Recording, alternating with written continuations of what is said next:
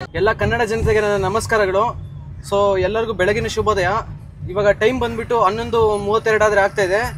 So ನಾವು ಬಂದ್ಬಿಟ್ಟು ಒಂದು ಪ್ಲೇಸ್ಗಾದ್ರೆ ಹೋಗ್ತಾ ಇದೀವಿ. ಸೊ ಒಂದು ನಮ್ಮ ಸಬ್ಸ್ಕ್ರೈಬರು ಸೊ ಅವ್ರ ಜೊತೆ ಆದ್ರೆ ನಾವು ಪ್ರಯಾಣ ಆದ್ರೆ ನಡೆಸ್ತಾ ಇದೀವಿ. ಸೊ ಸಾರ್ ಹೇಳ್ತಾರೆ ಎಲ್ಲಿಗೆ ಹೋಗ್ತಾ ಇದೀವಿ ಅಂತ ಹೇಳ್ಬಿಟ್ಟು. ಸರ್ ಬಂದ್ಬಿಟ್ಟು ಒಂದು ಫಾರೆಸ್ಟ್ ಡಿಪಾರ್ಟ್ಮೆಂಟ್ ಅಲ್ಲಿ ಆದ್ರೆ ಒಂದು ವರ್ಕ್ ಮಾಡಿದ್ರು ಒಂದು 40 years. ಇವಾಗ ಒಂದು ರಿಟೈರ್ಡ್ ಆಗಿದ್ದಾರೆ. ಸೊ ಸರ್ ಹೆಸರು ಬಂದ್ಬಿಟ್ಟು ಒಂದು ನಿಂಗಪ್ಪ ಅಂತ ಹೇಳ್ಬಿಟ್ಟು.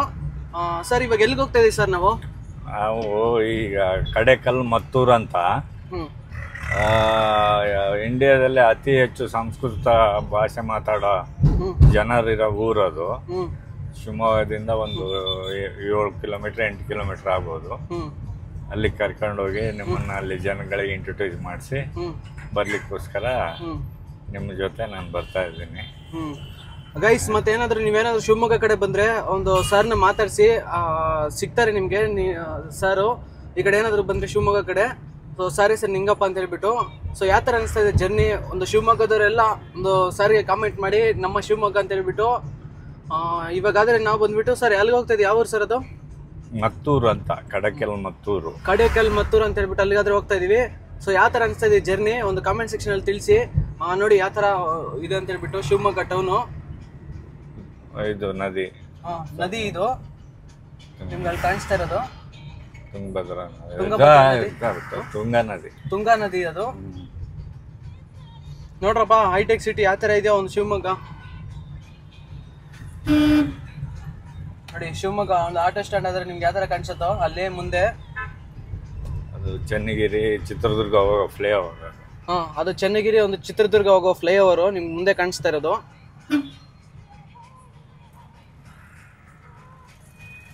ಸರ್ ನಾಷ್ಟ ಮಾಡಿದ್ರೆ ಸರ್? ಆಯ್ತು. ಟೀ ಕಾಫಿ ಎಲ್ಲ ಆಯ್ತು ಸರ್? ಆಯ್ತು. ನಿಮ್ದಾಯ್ತಾ? ಆಯ್ತು ಸರ್. ಇನ್ನೂ ಆಗಿಲ್ಲ ಸರ್, ಮಾಡ್ಬೇಕು. ನೋಡಿ ಸರ್ ಅದು ಹಂಗೆ ಬಂದ್ಬಿಡ್ತಾ ಇರತ್ತೆ. ಸೊ ಮಾತಾಡ್ತಾ ಇರ್ಬೇಕಾದ್ರೆ ಸೊ ಇವಾಗ ತಾನೇ ಒಂದು ಸ್ನಾನ ಮಾಡ್ಕೊಂಡ್ರೆ ಬಂದೆ ನಿಮ್ಮ ಹತ್ರ. ನೋಡಿ ಎಷ್ಟು ಬೇಗ ಆಗೋಯ್ತು, ಸ್ನಾನ ಆಗೋಯ್ತು ಅಂದ್ರೆ ಊಟ ಆಗೋಯ್ತು ಅಂತ ಎಷ್ಟು ಬೇಗ ಒಂದು ಹೇಳ್ಬಿಡ್ತು ಅಲ್ವಾ? ಅದು ಕಾಮನ್ ಆಗಿ ಬಂದ್ಬಿಡ್ತಾ ಇರತ್ತೆ ಸರ್. ಅಲ್ಲಿ ಒಂದು ಬ್ಯಾಕ್ ಸೈಡ್ ಒಂದು ಫ್ಲೈಓವರ್ ತರ ಹಾಕಿದಾರಲ್ವಾ? ಸೊ ಅದು ನಾನು ಸಿದ್ಧಗಂಗಾದಲ್ಲಿ ಕೂಡ ನೋಡಿದ್ದೆ, ಸುಮಾರು ಜಾಗಗಳಲ್ಲಿ ನೋಡಿದೀನಿ ಅಂತದ್ದು. ಒಂದು ಈ ತರ ಒಂದು ರೈನ್ಬೋ ಶೇಪ್ ಅಲ್ಲಿ ಇದೆಯಲ್ವಾ ಫ್ಲೈಓವರ್? ಸೊ ಅದು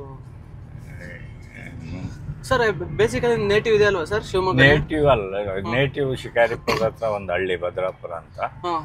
ನಾವು ಶಿವಮೊಗ್ಗದಲ್ಲಿ ಸೆಟ್ಲ್ ಆಗಿದ್ದೀವಿ. ಅಕಸ್ಮಾತ್ ಆಗಿ ನೀವು ರೈಲ್ವೆ ಸ್ಟೇಷನ್ ಅಲ್ಲಿ ಪರಿಚಯ ಆದ್ರೆ ಮಾತಾಡಿದ್ವಿ, ವಿಚಾರಗಳು ಅದು ಇಷ್ಟ ಆಯ್ತು. ಹಂಗಾಗಿ ನಿಮ್ಗೆ ಊರ ಹೆಸರು ಗೊತ್ತಿಲ್ಲ, ಸಂಸ್ಕೃತ ಮಾತಾಡ್ತಾರೆ ಇಡೀ ಊರು ಅಂತ ಬಂದು ನನ್ನನ್ನು ವಿಚಾರಿಸಿದಾಗ ನಾನು ಮತ್ತೂರು ಅಂತ ಹೇಳಿ ನಿಜ ನನ್ಗೆ ಗೊತ್ತಿರಲಿಲ್ಲ ಊರ ಹೆಸರು. ಸಾರೇ ಒಂದು ವಿಚಾರಣೆ ಮಾಡಿ, ನಾನ್ ಬೇರೆ ಒಂದು ರಾಂಗ್ ಅಡ್ರೆಸ್ ಆದ್ರೆ ಮೈಂಡ್ ಅಲ್ಲಿ ಇತ್ತು ನನಗೆ. ಸಾರೇ ನನ್ಗೆ ಹೆಲ್ಪ್ ಮಾಡಿದ್ರು ಅಡ್ರೆಸ್ ಯಾವ್ದು ಅಂತ ಹೇಳ್ಬಿಟ್ಟು ಅಲ್ಲಿಗೆ ಪ್ಲೇಸಿಗೆ ಕರ್ಕೊಂಡು ಹೋಗ್ತಾ ಇದೆ. ಹೌದು ಗೈಸ್, ಸಾರಿಗೆ ತುಂಬಾ ಥ್ಯಾಂಕ್ಸ್ ಹೇಳ್ಬೇಕು ನಾನು. ಇಲ್ಲ, ನಮ್ದು ಇದೇ ನೇಚರು. ಯಾರ ಏನಾರ ಗೊತ್ತಿಲ್ದವ್ರು ಅಚಾನಕ್ಕಾಗಿ ಮಾತಾಡಿ ವಿಚಾರ ಮಾಡಿದ್ರೆ ಹೆಲ್ಪಿಂಗ್ ಮಾಡೋದು ಅದು ಮೊದ್ಲಿಂದನೂ ಬಂದಿರೋ ಹವ್ಯಾಸ. ಹಿಂಗಾಗಿ ನಾವು ಫ್ರೀ ಆಗಿರ್ತೀವಲ್ಲ, ರಿಟೈರ್ಡ್ ಲೈಫು, ಹಿಂಗೆ ಯಾರು ಸಿಕ್ಕಾಗ ಈ ಕೆಲವು ವಿಚಾರಗಳು ನಾವು ತಿಳ್ಕೊಳ್ಳೋದಿರುತ್ತೆ ನಿಮ್ಮಂಥವ್ರ ಹತ್ರ. ತಿಳ್ಕೊಂಡು ಖುಷಿ ಆಯ್ತು. ಅದರಿಂದ ಬೆಳಗ್ಗೆ ನಾನೇ ಕರ್ಕೊಂಡು ಹೋಗ್ತೀನಿ ಅಂತ ನಿನ್ನೆ ಸಂಜೆ ಮಾತಾಡಿ ಇವಾಗ ಕರ್ಕೊಂಡು ಹೋಗ್ತಾ ಇದ್ದೀನಿ. ನಿಮ್ಗೆ ಸರ್ ಈ ಜರ್ನಿ ಯಾವ ತರ ಫೀಲ್ ಆಗ್ತಾ ಇದ್ರಿ ಸರ್ ನೀವು? ನಮ್ದು ಮಾಮೂಲಿ, ನಮ್ಮ ಜರ್ನಿ ಬಗ್ಗೆ ನಾವೇನು ಇದಿಲ್ಲ. ಟೂರ್ಗಳು ಮಾಡ್ತಾ ಇರ್ತೀವಿ, ನ್ಯಾಷನಲ್ ಟೂರು, ಇಂಟರ್ನ್ಯಾಷನಲ್ ಟೂರು ಅವೆಲ್ಲ ಮಾಡ್ತಾ ಇರ್ತೀವಿ. ಹಂಗಾಗಿ ಇಂಟರ್ನ್ಯಾಷನಲ್ ಟ್ರಿಪ್ ಮಾಡ್ತಾ ಇರ್ತೀರಲ್ಲ ಸರ್ ನೀವು? ನಾನು ಈಗಾಗಲೇ 16 ಕಂಟ್ರಿ ತಿರುಗಿದ್ದೀನಿ ಇಂಟರ್ನ್ಯಾಷನಲ್. 16 ಕಂಟ್ರೀಸ್ಗಾದ್ರೆ ಒಂದು ಟ್ರಾವೆಲ್ ಮಾಡಿದ್ದೀರಾ? ಹೌದು. ನೋಡಿ ಗೈಸ್, ಸರ್ ಬಂದ್ಬಿಟ್ಟು ಒಂದು 16 ಒಂದು ಕಂಟ್ರೀಸ್ಗಾದ್ರೆ ಒಂದು ಟ್ರಿಪ್ ಮಾಡಿದ್ದಾರೆ. ಸರ್ ಯಾವ್ಯಾವ ಕಂಟ್ರೀಸ್ ಹೋಗಿದ್ದೀರಾ ಸರ್? Names correct. ಲಂಡನ್ ಹೋಗಿದ್ದೀನಿ, ಯುರೋಪ್ ಹೋಗಿದ್ದೀನಿ, ಬ್ರೆಜಿಲ್ ಹೋಗಿದ್ದೀನಿ, ಆಸ್ಟ್ರೇಲಿಯಾ ಹೋಗಿದ್ದೀನಿ, ಆಮೇಲೆ ಬ್ರೂನಿ, ಮಲೇಷಿಯಾ, ಸಿಂಗಾಪುರು, ಆಮೇಲೆ ದುಬೈ. ರೀಸೆಂಟ್ ಆಗಿ ಎಲ್ಲಿಗೆ ಹೋಗಿದ್ರಲ್ಲ ಸರ್ ನೀವು? ರೀಸೆಂಟ್ ಆಗಿ ಇದಕ್ಕೆ ಥೈಲ್ಯಾಂಡ್ ಹೋಗಿದ್ರಿ. ಅಲ್ಲಿ 4 ನೈಟ್ 5 ಡೇ ಟೂರ್ ಮುಗಿಸ್ಕೊಂಡು ಬಂದೆ ಭಾನುವಾರ. ಹಿಂಗೆ ಹೋಗ್ತಾ ಇರ್ತೀವಿ ಏನಾರ ಟೂರ್ ಸಿಕ್ಕಿದ್ರೆ. ಸರ್ ಆದ್ರೆ ಫುಲ್ಲು ಒಂದು ಲೈಫನ್ನು ಎಂಜಾಯ್ ಮಾಡ್ತಾ ಇದ್ದಾರೆ. ಸೊ ನೀವು ಕೂಡ ಅದೇ ಥರ ಒಂದು ಎಂಜಾಯ್ ಮಾಡೋಕ್ಕೆ ಟ್ರೈ ಮಾಡಿ. ಸೊ ನೋಡಿ ಸರ್ ಅವಾಗ ಕಷ್ಟ ಬಿದ್ದರು, ಇವಾಗ ಒಂದು ಹ್ಯಾಪಿ ಆಗಿದ್ದಾರೆ. ಸೊ ಅವಾಗ ಒಂದು ಹ್ಯಾಪಿ ಆಗಿದ್ದಿದ್ರೆ ಇವತ್ತು ಕಷ್ಟ ಬೀಳ್ಬೇಕಾಗ್ತಾ ಇರುತ್ತೆ. ಸೊ ಅದೇ ಕಲ್ತ್ಕೋಬೇಕಾಗಿರೋ ನಮ್ಮ ಜೀವನದಲ್ಲಿ. ಸೊ ಆದಷ್ಟು ಒಂದು ಯೌವನದಲ್ಲಿ ಒಂದು ಕಷ್ಟ ಬೀಳಕ್ಕೆ ಟ್ರೈ ಮಾಡಿ. ಸರ್ ಅದೇ ತುಂಬ ಕಷ್ಟಗಳಾದ್ರೆ ಬಿದ್ದಿದ್ದಾರೆ ಅವರ ಒಂದು ಯೌವನದಲ್ಲಿ ಅಲ್ವಾ sir? Full night and day ಹೊಟ್ಟೆ ಅನ್ನಕ್ಕೂ ನಿದ್ರೆಗೂ ಬೆಲೆ ಕೊಡದೆ ಹಗಲು ರಾತ್ರಿ ಕಷ್ಟಪಟ್ಟು ದುಡಿತಾ ಇದ್ವಿ. ಅಷ್ಟೆಲ್ಲ ಕಷ್ಟ ಬೇರೆ ಈಗ ನಂಗೆ ಈಸಿ ಮಾರ್ಗ ಗೊತ್ತಿರ್ಲಿಲ್ಲ ದುಡಿಮೆದು. ನಾವು ಕಷ್ಟಪಟ್ಟೆ ದುಡಿಮೆ ಮಾಡಿ ಮುಂದೆ ಬರ್ಬೇಕಂತ ಸನ್ನಿವೇಶ. ಆಕ್ಚುಲಿ ನಾನೊಬ್ಬ ಫಾರೆಸ್ಟ್ ಡಿಪಾರ್ಟ್ಮೆಂಟ್ ಅಲ್ಲಿ ಡ್ರೈವರ್ ಆಗಿ ವರ್ಕ್ ಮಾಡಿದವನು, ಮತ್ತೇನು ಆಫೀಸರ್ ಅಲ್ಲ ಯಾವುದು ಅಲ್ಲ.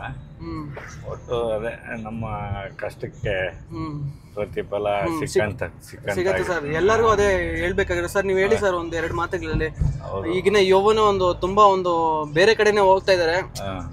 ಅವರು ಆ ಟೈಮಲ್ಲಿ ಒಂದು ಜೀವನವನ್ನ ಬಿಲ್ಡ್ ಮಾಡ್ಕೋಬೇಕು ಅಂತ ಏನಾದ್ರು ಒಂದು 2 ಮಾತು ಹೇಳಿ ಸರ್. ಹೌದೌದು, ದುಡಿಮೆ ಒಂದು 20 ವರ್ಷ ದಾಟಿದ ಮೇಲೆ ಸಂಪಾದನೆಗೆ ಅಂತ ನಾವು ಇಳಿದ ಮೇಲೆ ಅಪ್ ಟು 50 ವರ್ಷದ ತನಕ ಹಗಲು ರಾತ್ರಿ ಸಂಪಾದನೆ ಮಾಡಿದ್ರೆ ಆ 50 ವರ್ಷದ ನಂತರ ಒಳ್ಳೆ ಲೈಫ್ ಎಂಜಾಯ್ ಮಾಡ್ಬೋದು. ಅದು ಸಂಪಾದನೆ ಮಾಡಿ ಕೂಡಿಟ್ಕೊಂಡಿರ್ತೀವಲ್ಲ ಅದೇ ಸಾಕು ನಮಗೆ. ಯಾವ ಮಕ್ಕಳು ಮರಿ, ಯಾವ ವೃದ್ಧಾಶ್ರಮ ಮತ್ತೊಂದು ಅವುಗಳ ಮೇಲೆ ಅವಲಂಬಿತರೆ ಆಗದಂಗೆ ಜೀವನ ಮಾಡ್ಬೋದು. ವೃದ್ಧಾಶ್ರಮ ವಯಸ್ಸಾಯ್ತು ಮಕ್ಕಳು ಸೇರಿಸ್ತಾರೆ ಅಥವಾ ನಾವೇ ಹೋಗಿ ಸೇರ್ಕೊಳ್ಳೋಣ ಆಲೋಚನೆನೂ ಇರ್ಕೂಡ್ದು.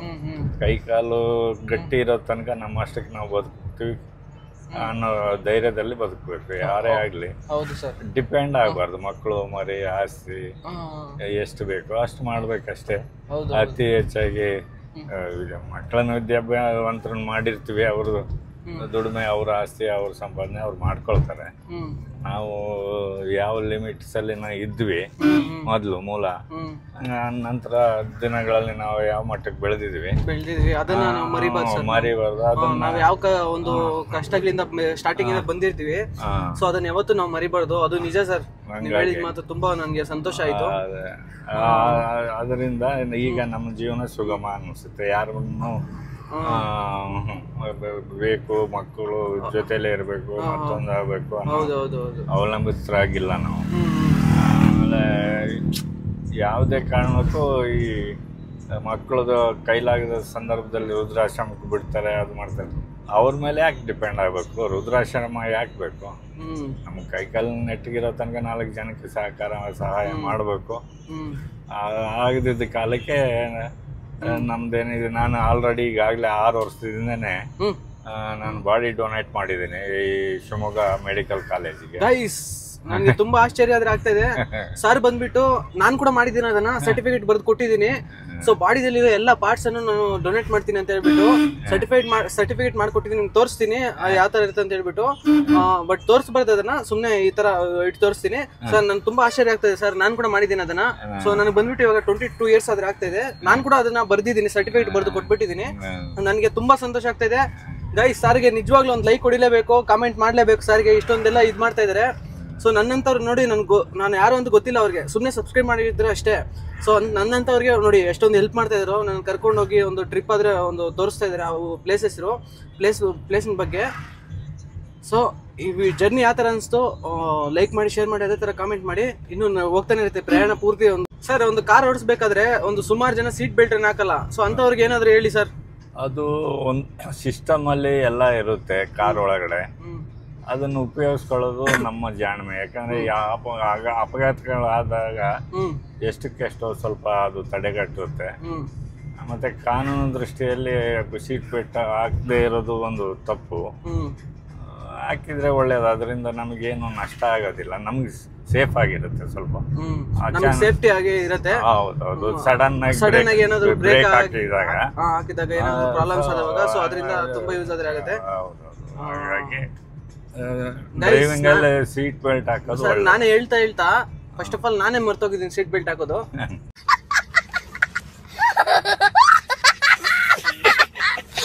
ನೋಡಿ ಗೈಸ್, ಆತರ ಆಗತ್ತೆ. ಫಸ್ಟ್ ನೀವು ಕರೆಕ್ಟ್ ಆಗಿದ್ದೀರ ನೋಡ್ಕೊಳ್ಳಿ, ಆಮೇಲೆ ಬೇರೆಯವ್ರ ಬಗ್ಗೆ ಮಾತಾಡಬೇಕು. ಹೌದಲ್ವ ಸರ್? ನೋಡಿ ಗೈಸ್, ನಾನೇ ತಪ್ಪು ಮಾಡಿದ್ದೀನಿ. ಇವಾಗ ನಾನು ಸೀಟ್ ಬೆಲ್ಟ್ ಅನ್ನು ಹಾಕೊಂತ ಇದ್ದೀನಿ.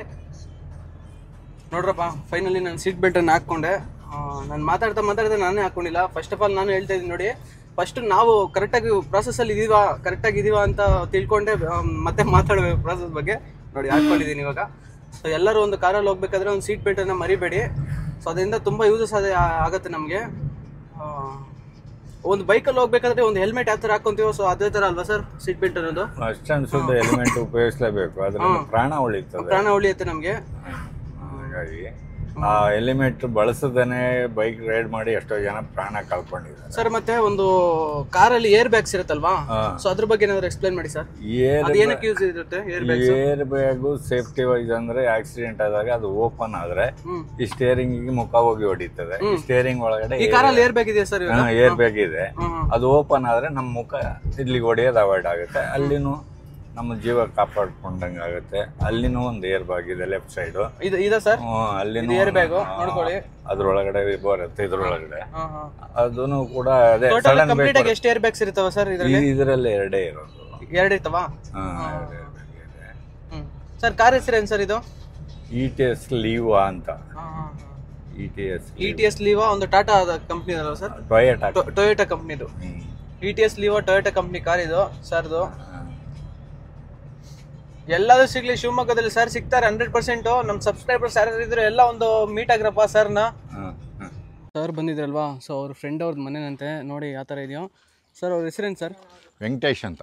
ವೆಂಕಟೇಶ್ ಅಂತ. ಏನು ವರ್ಕ್ ಮಾಡ್ತಾರೆ ಅವರು? ಅವ್ರದ್ದು ತೋಟ ಇಲ್ಲಿ 17 ಎಕರೆ ಫ್ಲಾಟು, ಅಡಿಕೆ ತೋಟ. ರಿಪ್ಪನಪೇಟೆ ಹತ್ರ 25 ಎಕರೆ ಫ್ಲಾಟ್. ಅವರು ಏನು ವರ್ಕ್ ಮಾಡಿದ್ರಿ ಸರ್ ಮೊದಲು?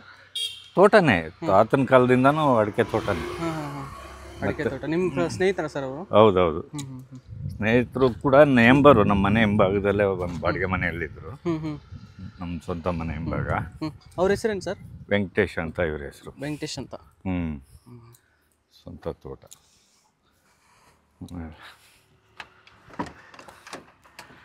ಗೈಸ್ ಇವಾಗ ಬಂದ್ಬಿಟ್ಟು ನಾವು ಸರ್ ಅವರ ಒಂದು ಫ್ರೆಂಡ್ ಮನೆಗಾದ್ರೆ ಬಂದಿದ್ವಿ.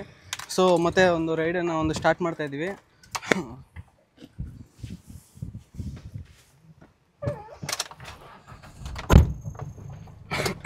ಗೈಸ್ ನಾವಾದ್ರೆ ಬಂದ್ಬಿಟ್ಟು ಒಂದು ಮತ್ತೂರು ಗ್ರಾಮಕ್ಕಾದ್ರೆ ನೀವು ನೋಡ್ಬೋದು. ಇದೇ ಒಂದು ಮತ್ತೂರು ಗ್ರಾಮ. ನೋಡಿ ಯಾವ ಥರ ಇದೆಯೋ, ಜನರಲ್ಲಿ ಯಾವ ಥರ ಬರ್ತಾರೋ ನೋಡಿ ಗೈಸ್.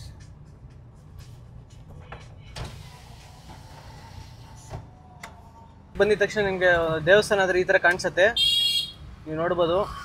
ನೋಡಿ ಗೈಸ್, ರಾಷ್ಟ್ರೀಯ ಸ್ವಯಂ ಸೇವಕ ಸಂಘ ಎಲ್ಲರಿಗೂ ಗೊತ್ತೇ ಇರುತ್ತೆ. ಎಲ್ಲ ಒಂದು ಇದನ್ನಾದ್ರೂ ಹಾಕಿದ್ದಾರೆ ಇಲ್ಲಿ. ಸರ್ ಏನಾದ್ರು ಗೊತ್ತಾ ಸರ್ ನಿಮಗೆ RSS ಬಗ್ಗೆ? ಇಲ್ಲ ರಾಜಕೀಯ ಸಂಘ ಸಂಸ್ಥೆಗಳ ಬಗ್ಗೆ ಅಷ್ಟೇ. ನೋಡಪ್ಪ, ಇದೇ ಮತ್ತೂರು. ನನಗೆ ಸರಿಯಾಗಿ ಇದಾಗ್ತಾ ಇಲ್ಲ, ಅದು ಹೇಳಕ್ಕೆ ಬರ್ತಾ ಇಲ್ಲ. ಮತ್ತೂರು ಗೌರ್ಮೆಂಟ್ ಸ್ಕೂಲ್ ಆದರೆ ನಿಮ್ಗೆ ಯಾವ ಥರ ಕಾಣಿಸುತ್ತೋ, ಒಂದು ಮತ್ತೂರಿನ ಒಂದು ಗೌರ್ಮೆಂಟ್ ಒಂದು ಶಾಲೆ ನೋಡಿ ಯಾವ ಥರ ಇದೆ. ಯಾರಂತ ಏನಂತ ಬಂದು ಹುಡುಕ್ತಿದ್ರೆ? ಹೌದು ಸರ್, ನನಗೆ ನೀವು ಬಂದಿರ್ಲಿಲ್ಲ ಅಂತ ಹೇಳಿದ್ರೆ ಸರ್ ನಾನು ಪೂರ್ತಿ ಹುಡುಕ್ತಾ ಇದ್ದೆ ಯಾರು ಏನಂತ ಹೇಳ್ಬಿಟ್ಟು. ಪಾಲಿಸಿ ಬಂದ್ಬಿಟ್ಟು ಫಸ್ಟ್ ದೇವ್ರಂದ್ರೆ ಟೈಮಿಂಗ್ಸ್, ಆ ಟೈಮಿಂಗ್ಸ್ನ ಮೀರೋದಿಲ್ಲ. ಮತ್ತೆ ಎರಡನೇದು ಬಂದ್ಬಿಟ್ಟು ಪ್ರಕೃತಿ, ಏನು ಪ್ರಕೃತಿ ನಮಗೆ ಕೊಡುತ್ತೆ ಕಾಲಕ್ಕೂ, ಚಳಿಗಾಲ, ಮಳೆಗಾಲ, ಬೇಸಿಗೆಗಾಲ ಅಂತ. ಪ್ರಕೃತಿಗಿಂತ ದೊಡ್ಡ ದೇವರು ಇನ್ನೇನಿಲ್ಲ. ಎತ್ತು ತಾಯಿಯು ಮೊದಲನೇ ದೇವ್ರ. ನಾನು ಒಪ್ಕೊಂತೀನಿ ಸರ್. ನೀವು ಬೆಳಗ್ಗೆ ಮಾರ್ನಿಂಗು ಸರ್ ಹೇಳಿದ್ರು ಈ ಥರ ಅಂತ ಹೇಳ್ಬಿಟ್ಟು 1 hour ಮೊದಲೇ ಆದರೆ ಬಂದಿದ್ರು. ಸೊ ಟೈಮಿಂಗ್ ಮ್ಯಾನೇಜ್ಮೆಂಟ್ ಅಷ್ಟೊಂದು ಬೆಲೆ ಕೊಡ್ತಾರೆ ಸಾರು.